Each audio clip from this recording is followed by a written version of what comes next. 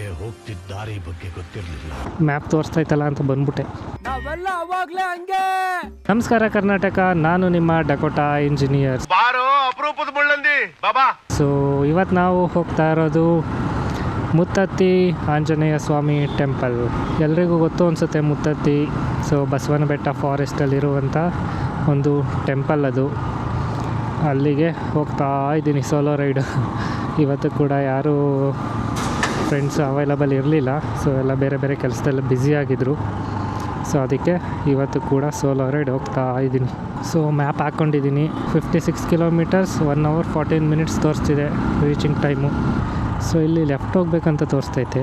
ಈ ರೋಡಲ್ಲ, ಏನಕ್ಕೆ ಸ್ವಲ್ಪ ಜಾಗದ ಬಗ್ಗೆ ಗೊತ್ತಿರಲಿಲ್ಲ. ಬನ್ನಿ ಹೋಗೋಣ.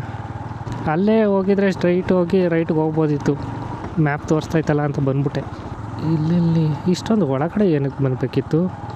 ಓಹೋ, ಈ ಥರ ಇದು ಮೇಲ್ಗಡೆ ಹೈವೇ, ಇಲ್ಲಿ ರೈಟ್ಗೆ ಹೋಗಬೇಕು. ನಾನೇನಾದರೂ ಮೇನ್ ರೋಡಲ್ಲಿ ಹಂಗೆ ಹೋಗ್ಬಿಟ್ಟಿದ್ದಿದ್ರೆ ಮುಂದೆ ಕೊಟ್ಟೋಗ್ಬಿಡುವೆ ತುಂಬ. ಮತ್ತೆ ಭೇಟಿಯಾಗೋಣ.